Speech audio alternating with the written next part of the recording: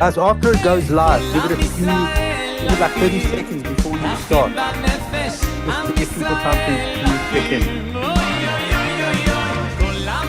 You just give me the go ahead. Give it 30 seconds after, 30, 45 seconds after.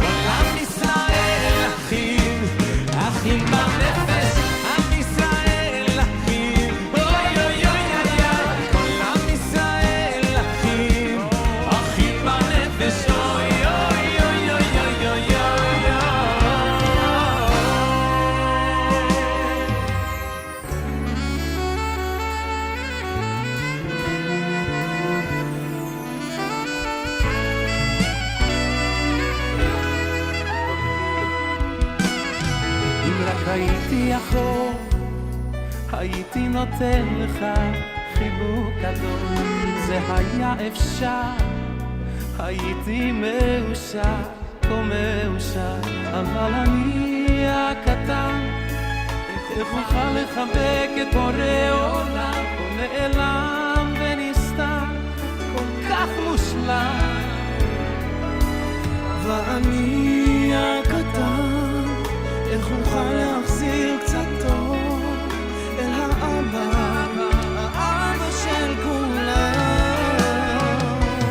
אני שר רק בשבילך, עם כל צליל אומר תודה, ובעצם אני מחבק אותך בחזרה, שר רק לכבודך, מתוך הלב.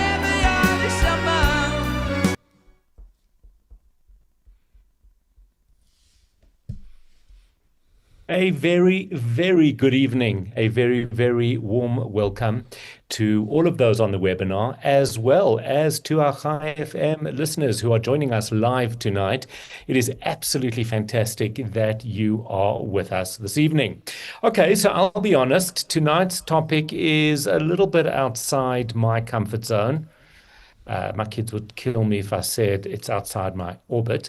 But because I'm really a lot more comfortable earthbound and people-bound, my relationship with the moon is generally limited to appreciating how beautiful it looks on occasion.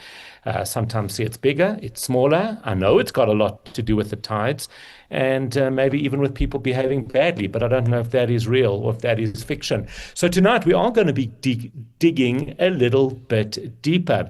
We're going to explore what the moon has meant in Jewish thought for thousands of years, what it teaches about cycles, renewal, darkness, light, and perhaps what it says about where we find ourselves right now in the days just before Shavuot, and also in terms of our journey in history.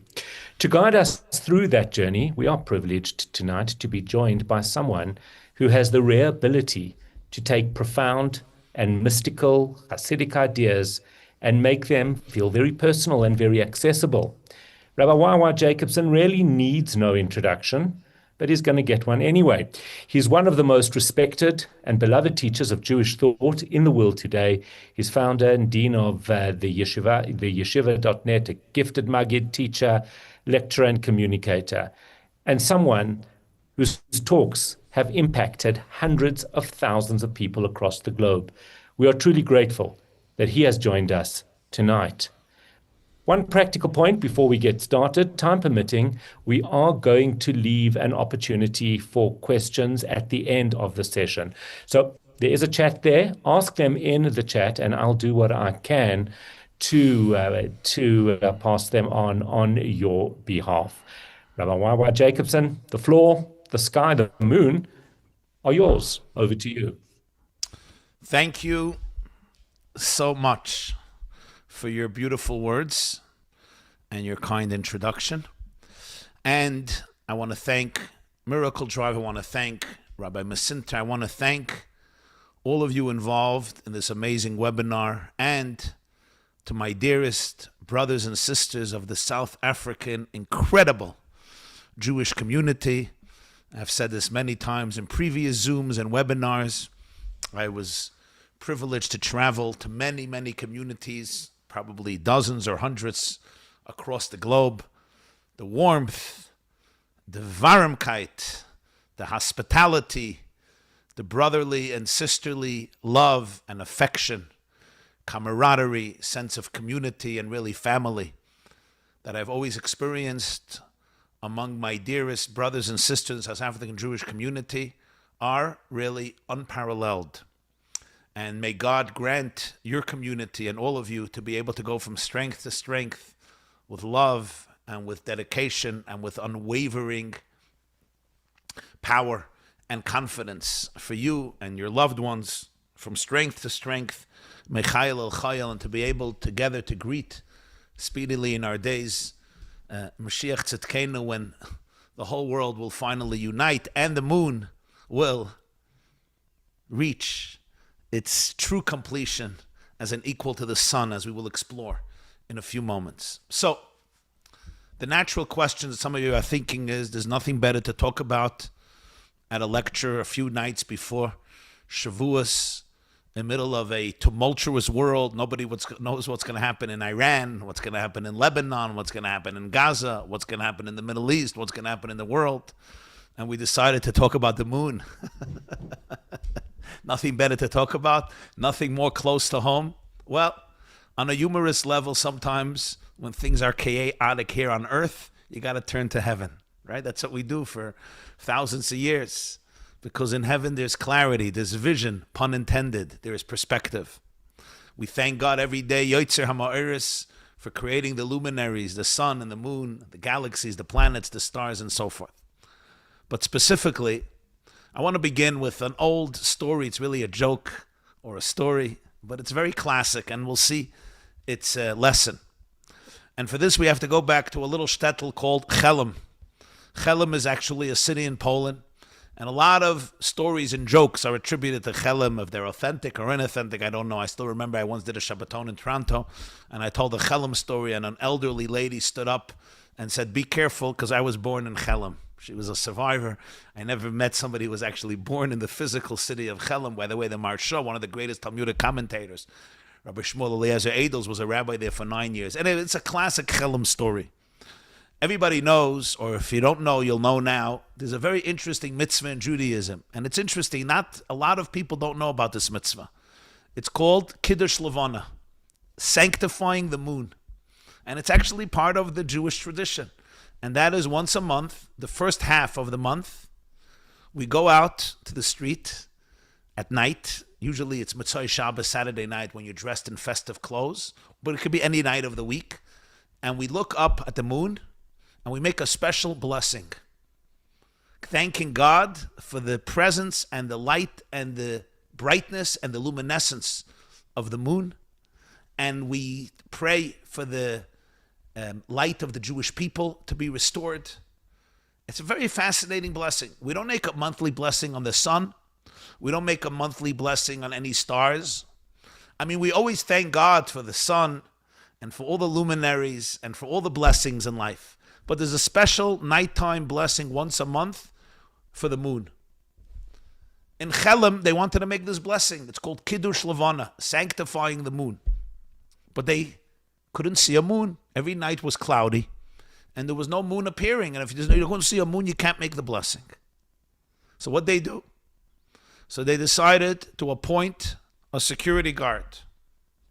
And the security guard would stay up all night, and the moment he spots the moon, he would right away sound the bells, make a ruckus, wake up the whole town, so everybody from Chelm could come and make the blessing on the moon. This has happened. Suddenly one night, 3 o'clock in the morning, he sees the moon. Ooh, he sounds the alarm. But by the time the crowd woke up and got out of bed and came to the town square, Hayela de Nanu, the moon disappeared. What do we do? And then one of the brilliant sages of Chelm came up with the following idea. He said the security guard is going to be there all night watching for the moon, but he's going to have a barrel of water. And he's going to look into the barrel.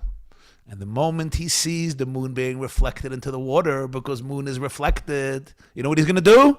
He's going to take the lid, cover the barrel, and safeguard the moon until the next night when everybody is up and we're going to do the blessing on the moon. And so it happened. The security guard was up all night, and suddenly 2 a.m, he saw the moon. And indeed, he didn't even look up. He saw that the moon was reflected in the water. He right away took the lid. He covered it so that the moon doesn't disappear. And the next day, he announced to the whole city, we have the moon right here in the barrel. And the whole night, that night, they came with music and klezmer. And they were ready to open the barrel to make the blessing. And the rabbi gave a beautiful sermon about making a blessing on the new moon. And they opened the lid. They removed the lid. Lo and behold, the moon was gone. They looked into the water. There was no moon. And my friends, the end of the story is that in Chelm, they are still looking for the thief. Who stole the moon? Who moved my cheese? And who stole the moon from the barrel? Now, it's a cute Chelm joke, but like every Jewish joke and story, there's usually a deeper layer of meaning. And that is, some things may be reflected in the water, but there's no way you can own them. If you think you can retrieve the moon and hold on to it, put the lid on your barrel, it's gone. It's reflected in the water. But some things are evasive. Some things in life, we feel if we hold on to them, we have them. My bank account, my money, my car, my jewelry, my watch, my assets, my business, my corporation, my company. But those are material things. There are things you can't hold on to. You can't hold on to the ocean. You can't hold on to moon. You can't control love. These are things you can look at. You can channel them. You can reflect them. But you cannot control them. You cannot hold on to them. Now here, let us go on a little journey into the significance of the moon. Before I continue, however, it behooves me to say something very special about this webinar. And that is, it's not the first webinar we've done many, many ones, beginning with Corona. It's been quite a few years already. But this event is dedicated in the memory of a very, very special person, no stranger to the South African Jewish community, whose yahrzeit is tonight, the 3rd day of Sivan. Meir Kahn, who was the former president of Miracle Drive, and whose legacy and dedication to his loved ones, family, community, and to the entire South African Jewish community as to Miracle Drive was incredible and still remains so felt and potent. And this event, with all of the hundreds and hundreds of people joining us, and those who will watch and listen later, is dedicated to his incredible memory, Reb Yaakov Meir ben Reb Binyamin HaKohen. As you remember, is one of South Africa's foremost businessmen, Jewish leaders, philanthropists, led the global corporation of South African breweries, and at one stage the largest in the world in terms of volume. But besides that, his contribution and his dedication to the community was incredible. Served for many years as the president of Miracle Drive, and this evening is dedicated to his yahrzeit. This is the 4th yahrzeit. And may his soul always be a source of blessing, empowerment, inspiration to the family, to all the friends, to all those who were impacted by his love and his dedication to Yiddishkeit, to Israel, to the Jewish people, to kindness and to truth. And I want to extend our heartfelt wishes on behalf of everybody who's here, on behalf of Miracle Drive, and blessings for long life, health, prosperity, nachas, to his wife Lynette, his daughters and sons-in-law, Deanne and Sean, Haley and Stephen, his grandchildren Gemma and Georgie. May his neshama have an aliyah and be a source of blessing and inspiration and love to all of us. So now, Meir, of course, means lighting up, Meir. July 1969, the world was gripped in fascination as Mr. Armstrong, Neil Armstrong, and his buddies finally landed on the moon. Some of you may even remember it. Some of us watched it later. I wasn't born yet. One small step for mankind. One small step for a man. Man debates. A large, amazing step for mankind. But the Jewish fascination with the moon began thousands of years ago. It's fascinating. The first mitzvah that's given to the Jewish people as a nation in history is about the moon. Right before the Jews leave Egypt, 2 weeks before the exodus of Egypt, following which they counted 7 weeks and received the Torah at Sinai, 2 weeks before, on the first day of Nisan, God speaks to Moses as the first mitzvah he gives to the Jewish people, which will now be born as a nation. What is it? What would you think? Maybe circumcision, maybe Shabbat, maybe charity. No. Those are all important. But the first mitzvah in our history is he showed him the tiny crescent of the moon as the moon is reborn every month. And he said, when you see this, this becomes the first day of the Jewish Hebrew month. Our calendar since then follows the moon, not the sun. The Roman calendar, most calendars, follow what's called the solar cycle. The sun revolves around the earth revolves around the sun. It takes 365 and a half days, and you have a year. And then they split that into 12 sections, so you have artificial months. The Muslim calendar follows the moon. It's a lunar cycle. The problem is, the moon orbits around the earth 29 and a half days. And they multiply that 12 times, and you have a year. But because the seasons are based on the sun, so Ramadan is always in a different month. The Jewish calendar is unique. Our holidays follow the seasons. Pesach is in the spring. Shavuos is in the spring. Sukkot, Rosh Hashanah, Yom Kippur, Sukkot are at the end of the summer. So we follow the solar seasons. But God told Moses, our months follow the moon. So the first day of every month is called Rosh Chodesh. What is it based on? The moon orbits around the earth every single 29 and a half days. 29 days and 12 hours and change. The moon completes its orbit and it starts a new orbit. Now, we don't want to make a month 29 and a half days. So that's why in the Jewish calendar, we have some months 29 days and some months 30 days. Usually 6 months this way and 6 months this way, give or take. And that way it evens out. So the first day of our month is when the moon begins its new orbit once again for another 29 days and 12 hours. That's called Rosh Chodesh. But we don't only follow a lunar calendar. We also follow the solar seasons. And that's why the Jewish calendar is one of the most complex calendars in the world, because it's constantly synchronizing the solar and the lunar, the sun and the moon.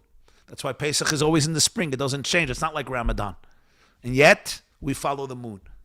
Why did Judaism do it this way? Because there's something about the moon, the lunar cycle, that is essential to understanding Jewish history, Jewish life, and our own personal life. Not only in the macro, but also in the micro.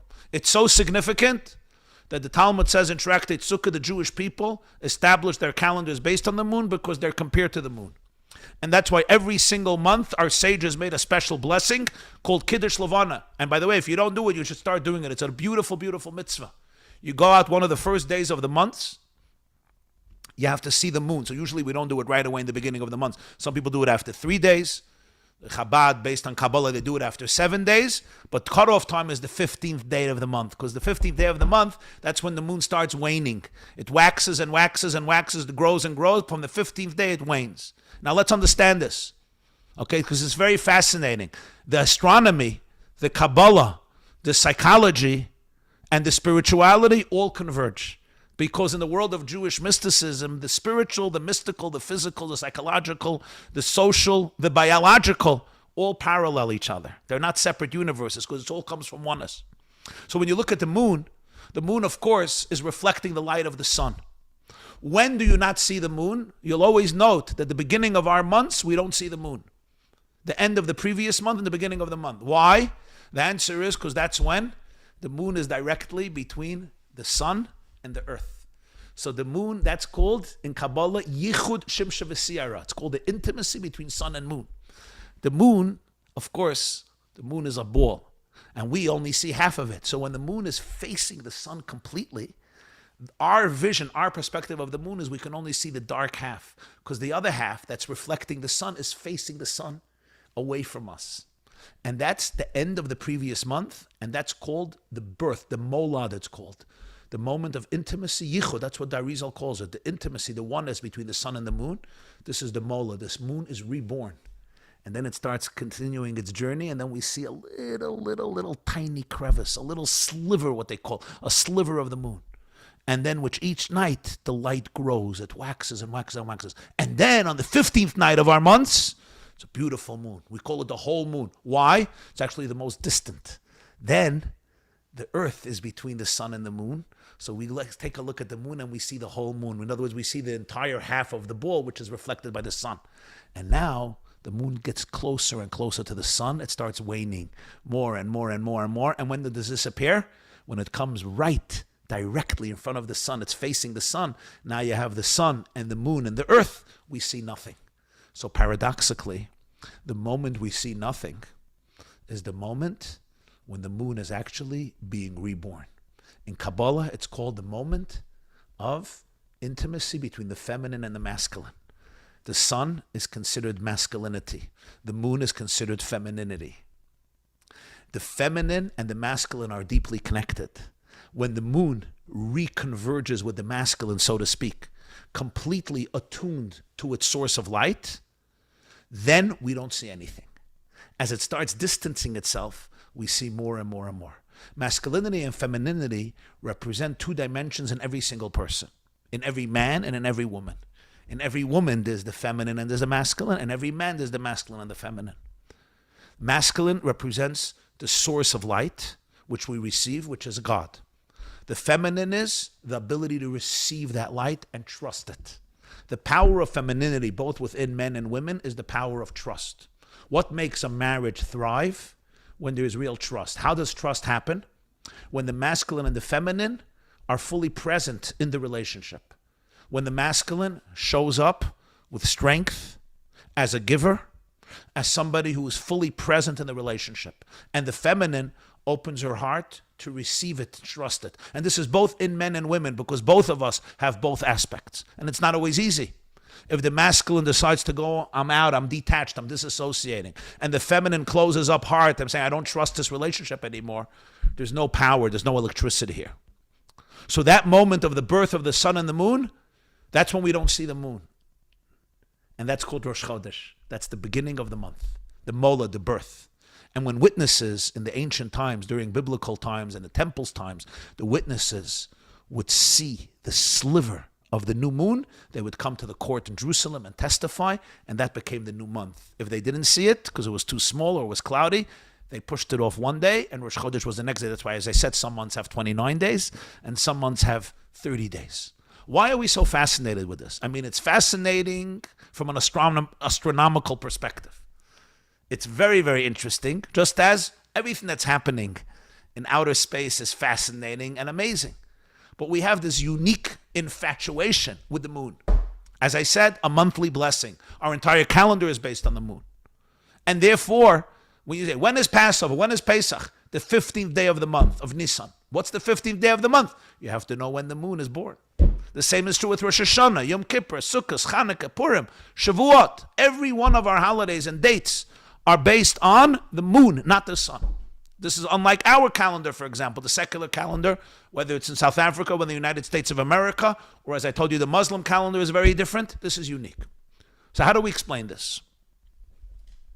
So let me very briefly give a few insights here. And the most important thing is how we relate it to our own lives. The first thing we learn about the moon is sometimes it's invisible, but it doesn't mean it's gone. The moon became the symbol of Jewish history, that despite the fact that we sometimes wax and sometimes wane, and sometimes we disappear from the horizon and it looks like they're gone. The moon teaches us the power of rebirth, of recreating yourself. In fact, the Midrash tells us that if you count the generations from Abraham to Solomon, it was 15 generations. That's the first 15 days of the moon. Abraham is the birth of the new moon. He's the person who began to light up the world and teach the world that we're oneness. We're all interconnected. You're not a drop in the ocean, as a poet once said, but you're the entire ocean in a drop. Each one of us, a reflection of God's light. Isaac is the second night. Jacob is the third night. And so it continues. All the way to King Solomon. He's the 15th generation. And King Solomon was a time when the moon was complete. Kai Masiyah Rabbi Shlomusa, he builds for the first time the temple in Jerusalem. And Jewish history then was at its peak. There was peace, there was prosperity during the times of Solomon. The word Solomon comes from the word Shlomo, which comes from the word Shalom, peace, and Shlemut, completion. From after Solomon's death, Jewish history begins to wane. Our moon wanes. 15 generations later is Tzidkiyahu. He is the last king of the Davidic dynasty who was ultimately destroyed by Nebuchadnezzar. He goes to exile. Nebuchadnezzar tortured him and his children, killed his children. And Tzidkiyahu is the king who was taken from Jerusalem by the Babylonian emperor into what's today Iraq. Then it was called Babylon, Bavel. And that's the end of the first commonwealth, of the first temple. You would think that that's the end, not with the moon. Don't let the moon deceive you. You may not see it, but it comes back, and it comes back with tremendous, tremendous potency. In life, we have solar people. We have lunar people. Are you a solar personality or a lunar personality? You know, the word lunatic comes from the word lunar. The reason is because lunacy, insanity, is connected with the moon, not with the sun. The sun represents stability, predictability. Are you married to a solar man or a solar woman? Are you married to a lunar man or woman? It's a lot of fun when you have a sun and a moon who marry each other. One of them loves predictability. I love to be in control. I know what's happening. And some of us are like moon people. You know, we wax, we wane, we disappear. For a few days, I don't even show up. What's the purpose in life? The truth is we have both. It's celebrating both components. There are elements where we fail. We wax and we wane and we disappear. But the power of the moon is to come back, rejuvenation, return. One of the most moving stories I remember I read in a book called The Choice. The Choice is a book was written by Edith Eger.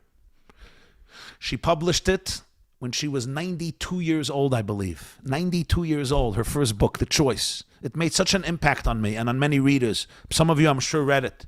Edith Eger, a Jewish girl growing up in Budapest, in Hungary, secular Jewish family, amazing in gymnastics, expert in ballet, and her vision, her dream was to join the Olympics. In 1944, she was already representing the Hungarian community with such pride, but then came the devastating news that she will not be allowed to continue because she's Jewish. And a few weeks later, in the middle of the night, life was transformed forever as she, her sisters, both of her parents were schlepped out of the home, placed on cattle cars, and sent to an unknown destination. They did not know that they would end up in Auschwitz, Birkenau. This is 1944. Edith Eger describes how at some point her mother turned to her. Edith Eger was born in 1928. So in 1944, she was not so young. She was already 16 years old. I mean, relatively, she was young, but she was 16. And her mother turned to her. And her mother said these words, "I don't know, Edith, where we're going. I don't know what's going to happen to us. But I want to tell you something. People can take away everything you have. They can control you. The only thing they cannot take away are the thoughts that you put into your mind. Nobody can wrestle control of your thoughts. Nobody can hijack your thoughts. Remember, you choose what to put into your mind." The mother didn't realize that these would be from the last words she would tell her daughter, because just a few minutes later, they arrived at Auschwitz. The doors opened up. The SS and their barking dogs had all the Jews come down and go onto the famous ramp. Dr. Joseph Mengele sent both of her parents immediately to the gas chambers. Edith could not forgive herself for many years because Mengele asked her about her mother, if she was her sister or her mother, and she said, "My mother." And she sent her off to the gas chambers. A little while later, both of her parents were not here anymore. She and her sisters were sent to the barracks. When she smelled the smoke a few hours later, she learned from a friend who told her that this was the smoke that included the holy bodies of her parents. Now imagine the scene. She's the first night in Auschwitz, shaved, starving, thirsty, just orphaned. Conditions that are unbearable, inhumane. And who shows up in the barrack in Auschwitz? The angel of death himself, Dr. Joseph Mengele. Yimach Shemai, who loved music. And what does he say? He says, I hear that we have a dancer who arrived from Budapest. Would she please come here and do a performance? And Edith Eger comes to the front of the barrack. Dr. Mengele asks her to perform a dance. Now understand the scene. In the cattle cars, there was no food. So here is somebody who hasn't eaten in days, hasn't had a drink, just learned that both of her parents were killed. A 16-year-old little girl in conditions of Auschwitz, where if you were an ant, you were more luckier than if you were a Jew. She was in the mood of dancing, like I'll tell you that you're a squirrel. But what are you supposed to do? She doesn't want to refuse Dr. Mengele. That can be a certain death, a bullet to the head. But how can you dance? And then she remembered the words of her mother right before they arrived to Auschwitz. Her mother said, they can't take away your thoughts. Everything they can take away, but they can't take away your thoughts. And Edith Eger describes how she closed her eyes, and in her mind's eye, she was in the Budapest Opera House, performing there. She danced like she never danced before, because with her thoughts, she was not in Auschwitz. She was not in the hell on earth. She was not in the black hole of humanity. She was dancing away with freedom and expansiveness. She danced like never before.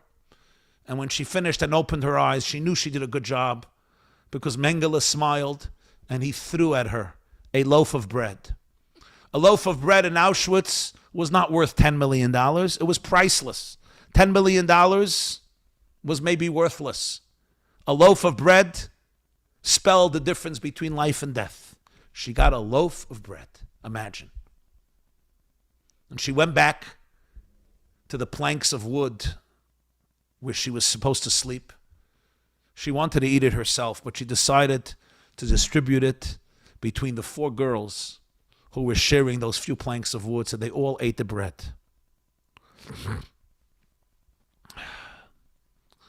At the end of the war, she was on the march, on the what they call the death march.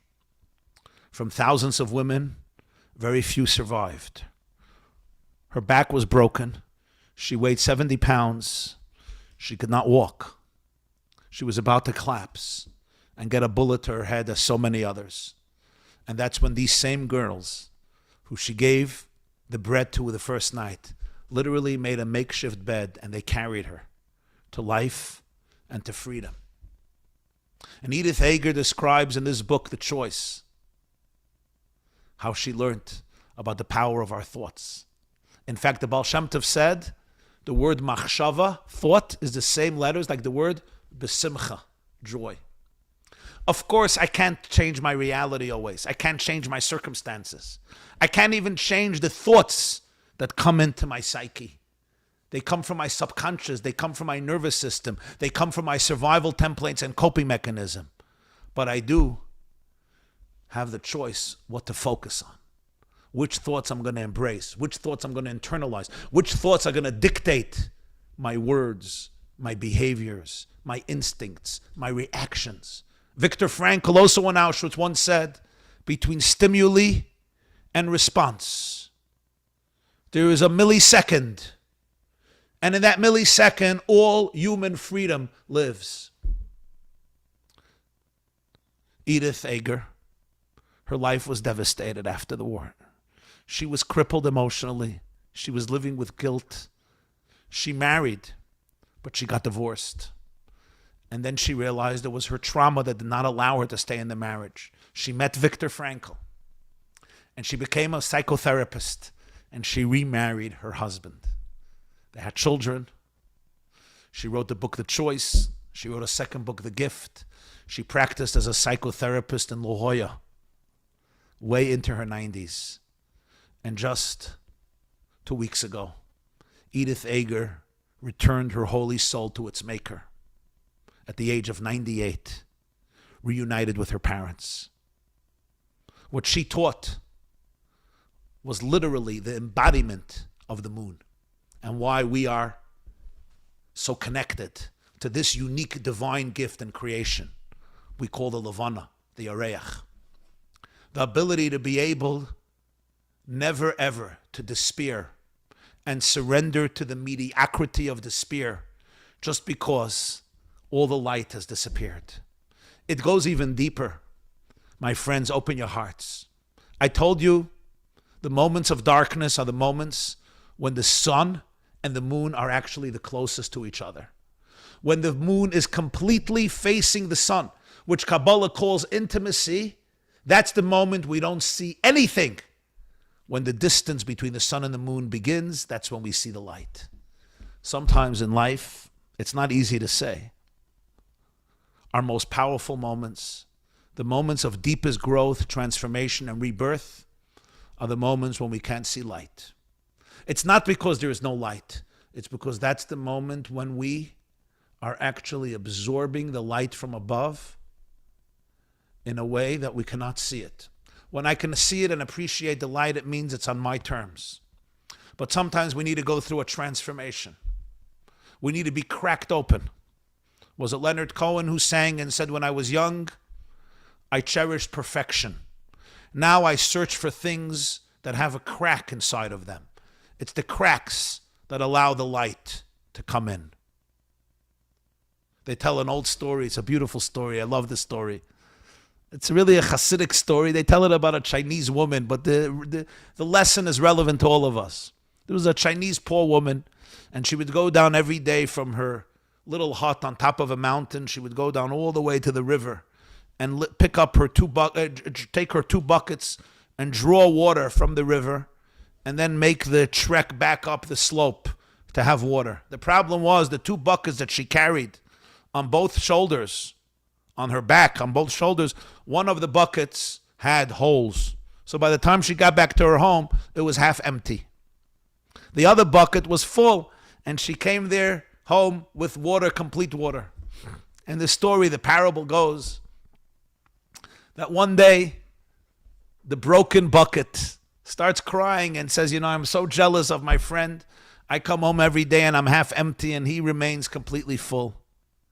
And the woman responds and says, tomorrow, on the way home from the river, I want you to look what is beneath you.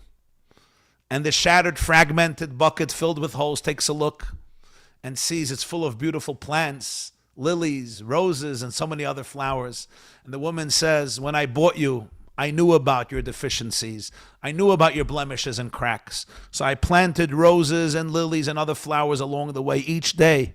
As we climb up the slope to get to my home, you water all of these beautiful plants, which give so much fragrance and beauty and luster and richness to our life. We sometimes look at our barrel, there are so many cracks. I'm not the sun, I'm the moon. When God created you, he knew about all the cracks. He knew about everything.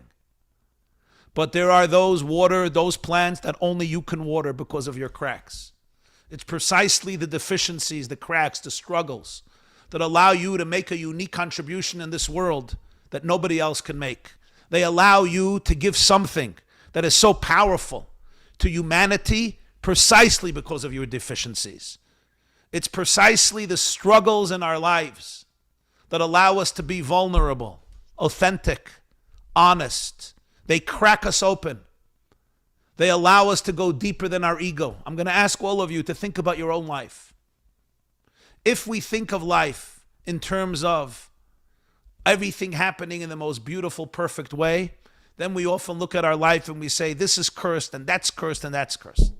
But if you understand life completely in a different way, you understand that the purpose of life is to actually crack open your ego and surrender to the cosmic infinite oneness.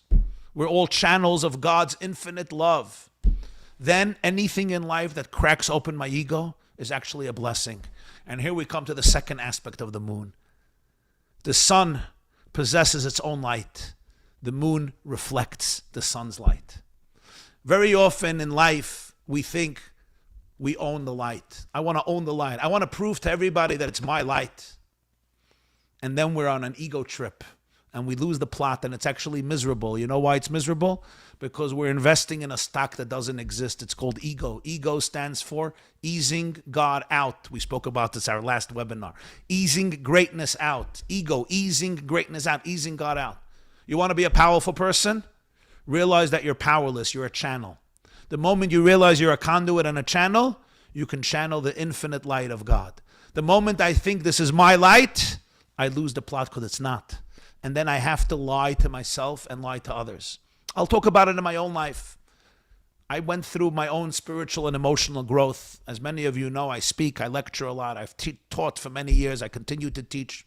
My classes are on the yeshiva.net, on the website, and on other websites. We have our podcast. In any case, our YouTube channel, YY Jacobson. But I want to bring out one thing.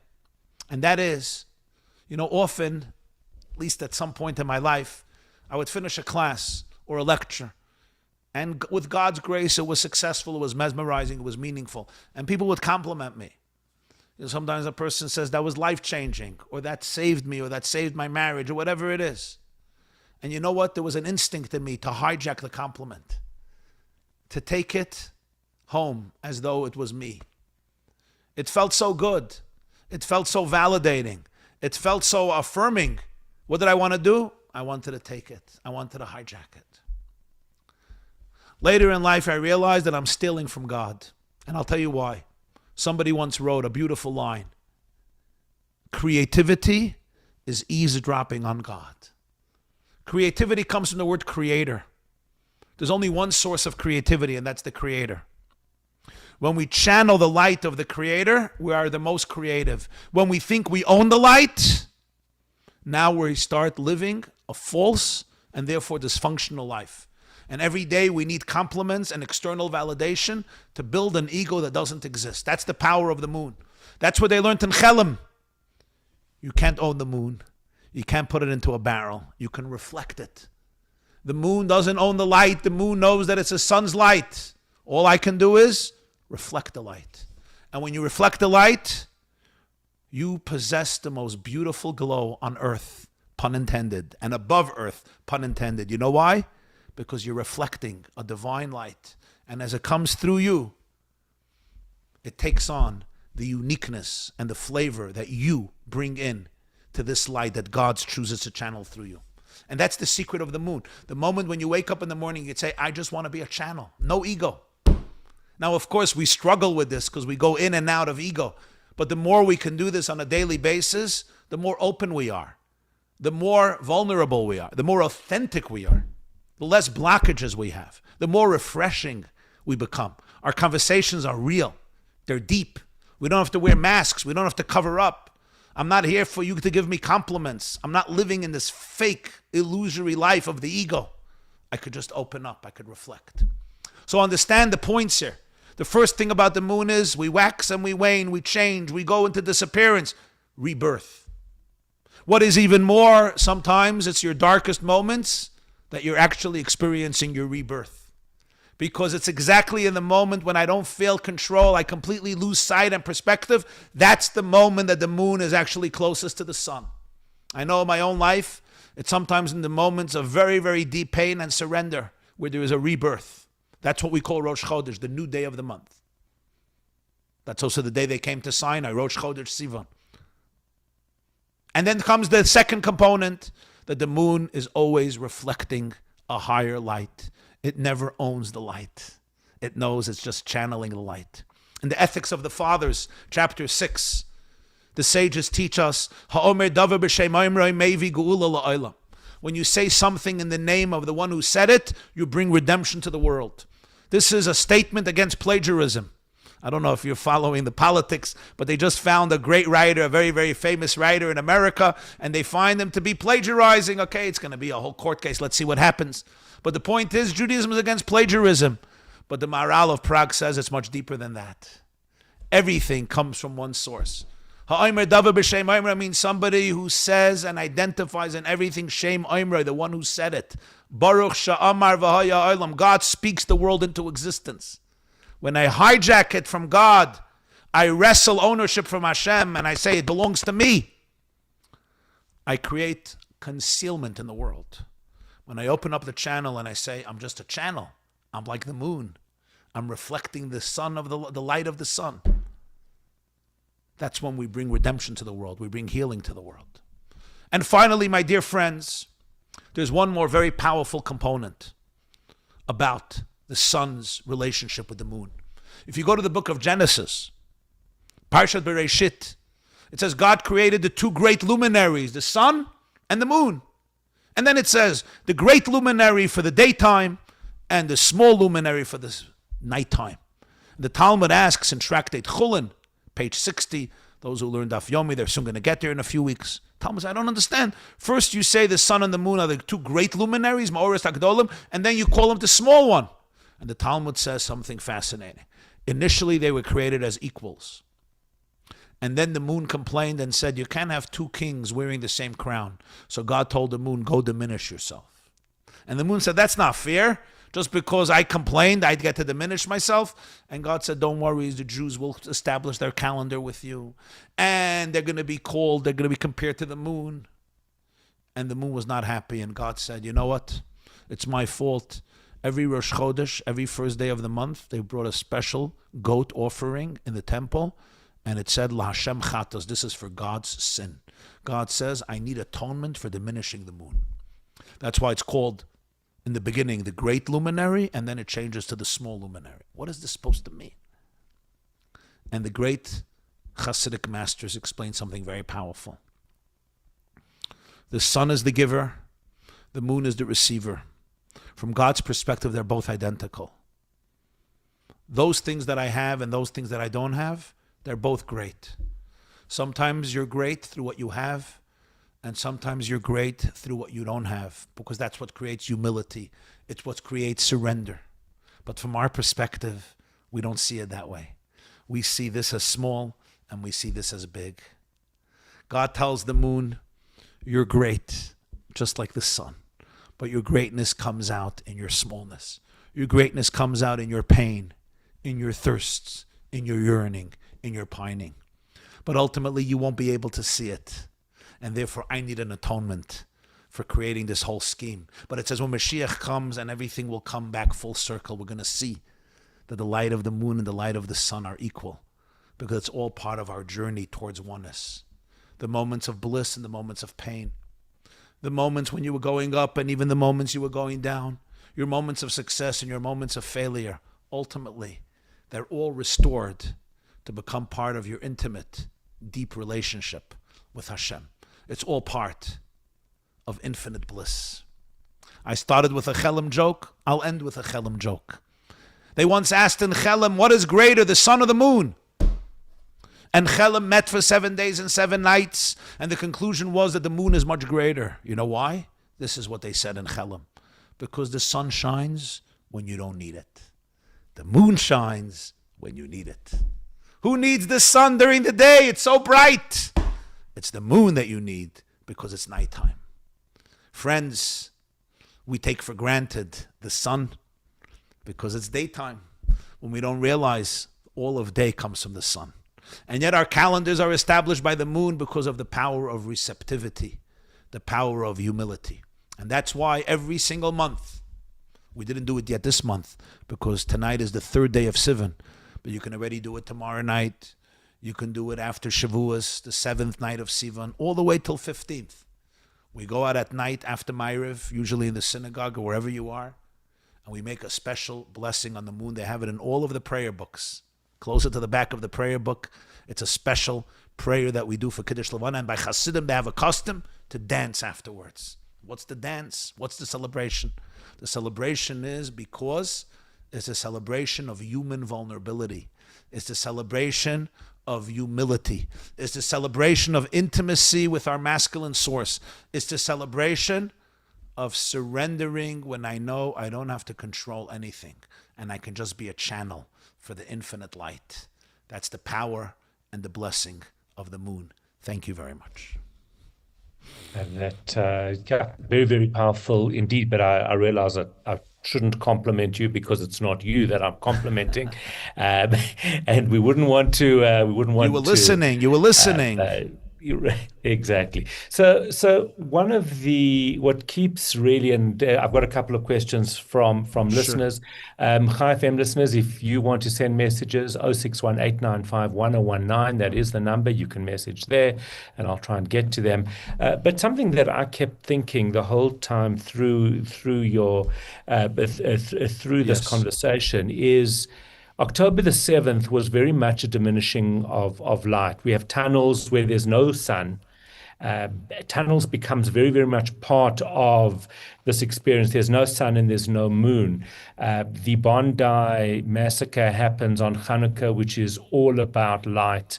There has to be a message and a theme in this period that we have lived through, this period of darkness or diminishing of light that we have lived through. What's the message to us, and how do we turn that into something much more powerful, growth and rebirth? Yeah. I'll tell you something I heard one of the hostages say. I think his name was Levy. She said something very, very powerful. It was like, wow. She was interviewed or she was giving a lecture and she said something amazing. She said as follows, I'm quoting it almost verbatim from memory, but maybe it's not verbatim, but the concept she said that when she was taken as a hostage to Gaza, she was placed in a home, and it was a dark room, but there was a crack in the wall that brought in a little light from the outside. So she said, all day I focused on the crack. Later, she was taken out of the house and put into a tunnel. The tunnel, there were no windows, there were no cracks in the walls. It was a dark tunnel. She said, but there was an LED light, a little glimmer of light in the ceiling. And she said, so I focused on the LED light. And then she said, I was taken out of there and I was put into a pitch dark tunnel where there was no crack in the wall. There was no LED light. And she said, and that's when I found God. This was a secular Jewish woman. Wow, in the darkness. She said, it was very, very powerful. I mean, nobody could say this for anybody else, but she was describing something so incredibly amazing.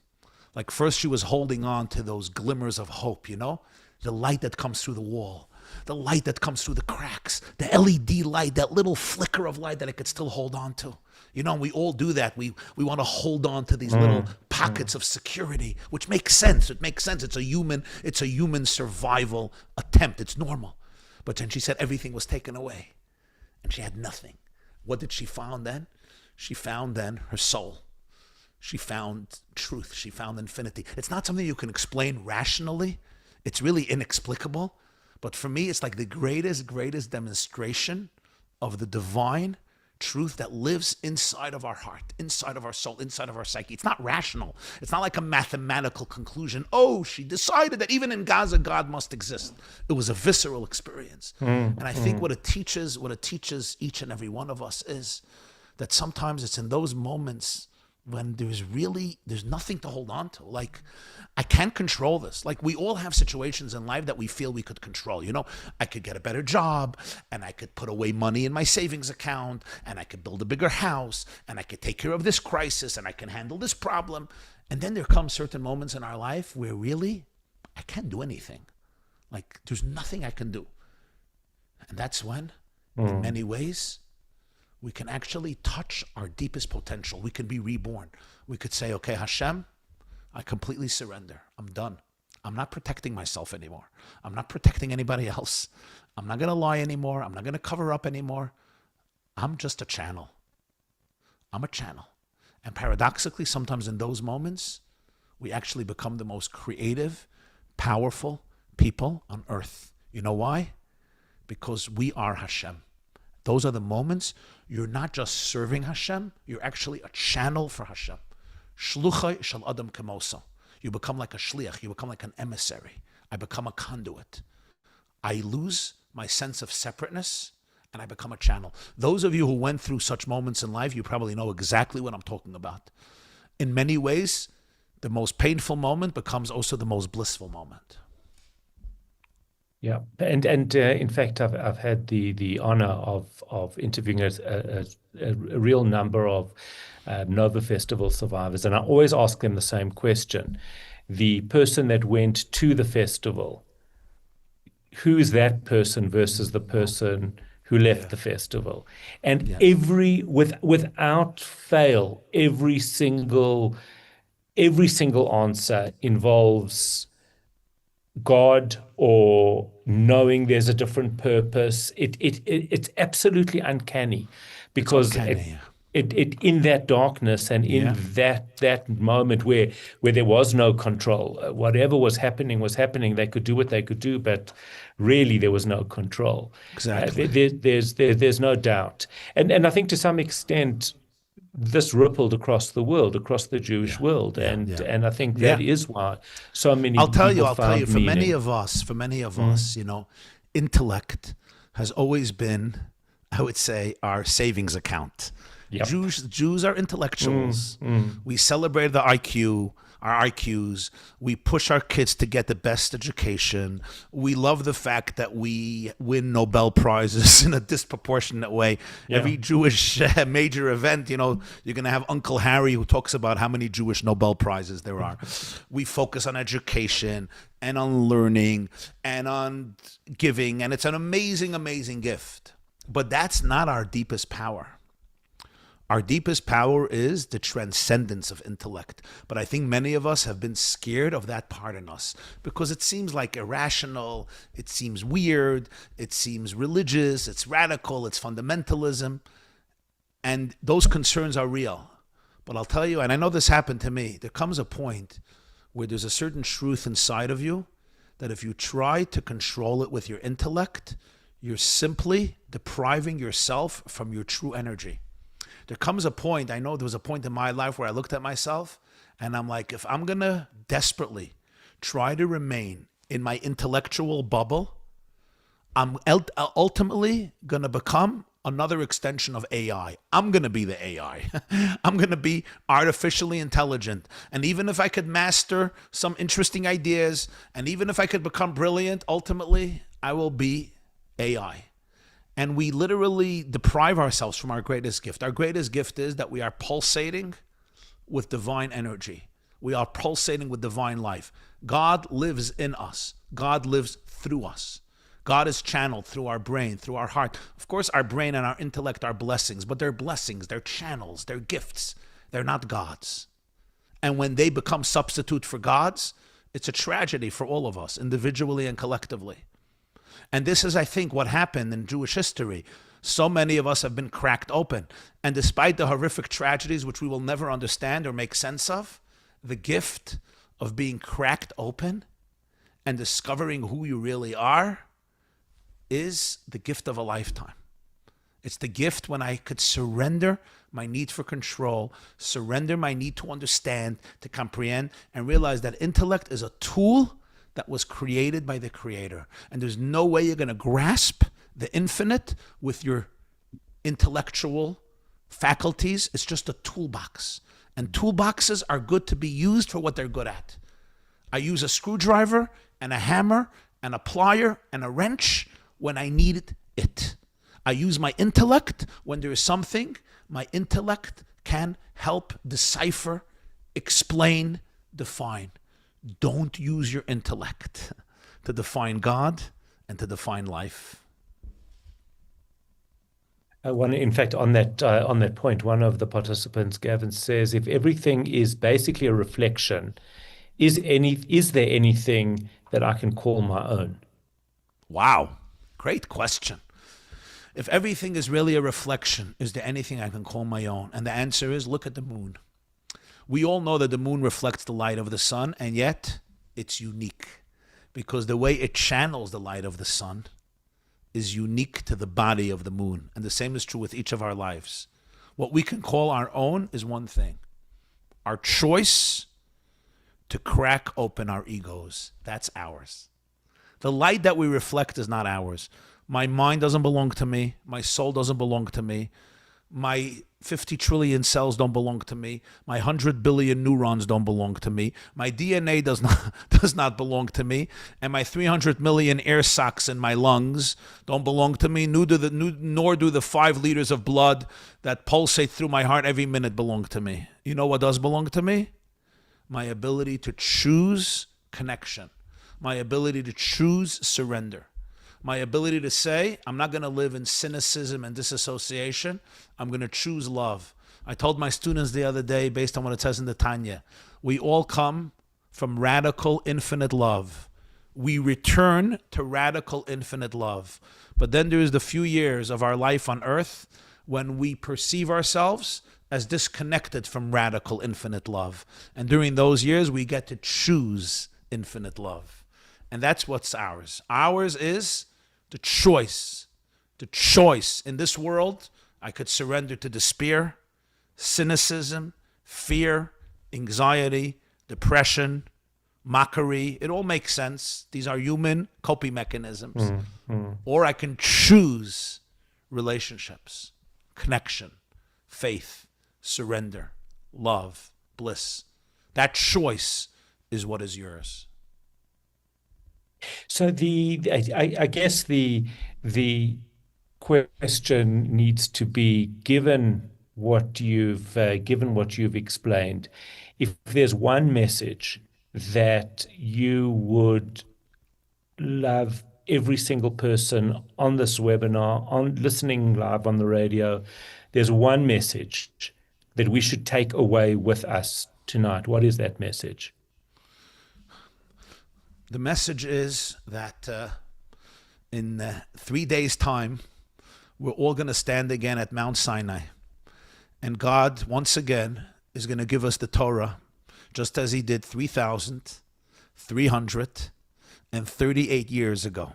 Look what a people we are. 3,338 years later, we are here, gathering together, stronger than ever.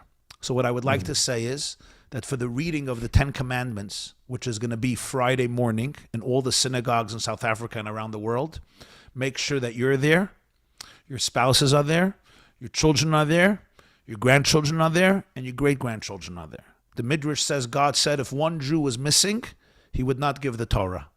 So this year on Shavuot, Friday morning, even infants, even little babies, 2-year-olds, 1-year-olds, even those who are a few weeks old, they were all there at Sinai. Bring them for a few minutes to hear the reading of the Torah and the reading of the 10 Commandments, because the impact that that makes is extremely powerful. That's on a very practical level. In addition to that, I would just say that I think a message that all of us can take out of this is each and every single one of you has incredible power inside of you. You know, we always talk about the trauma we inherit from our parents and our grandparents. That's true.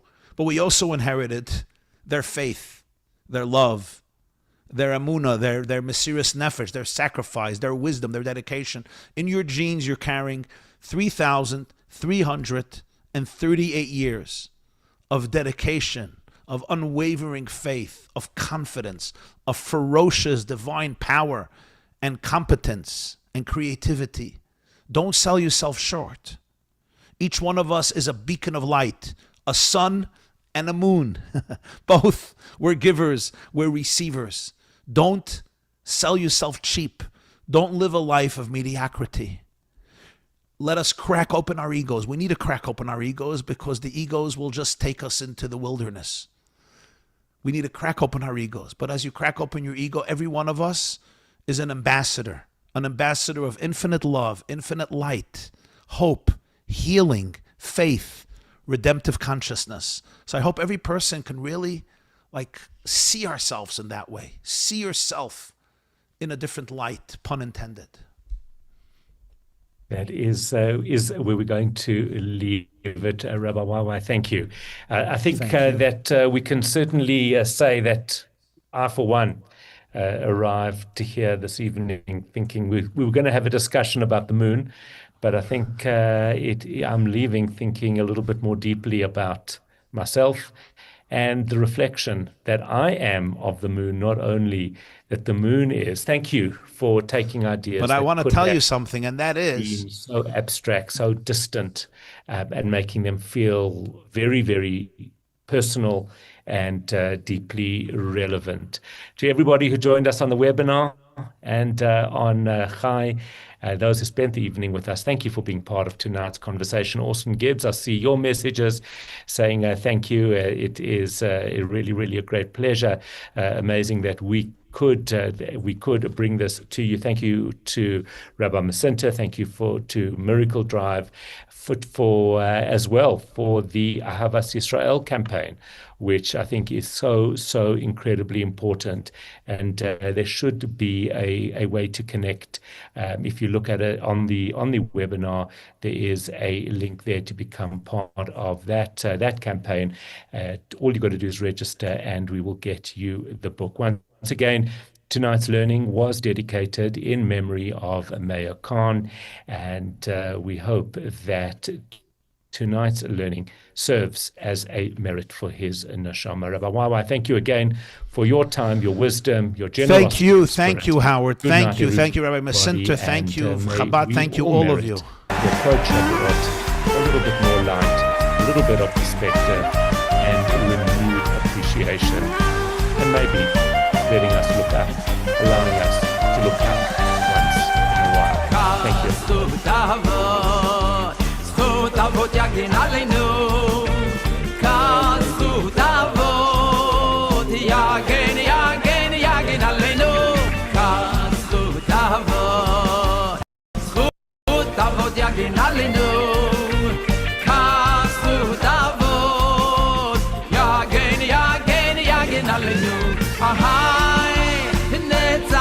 Israel, mitzarotenu ge'aleh.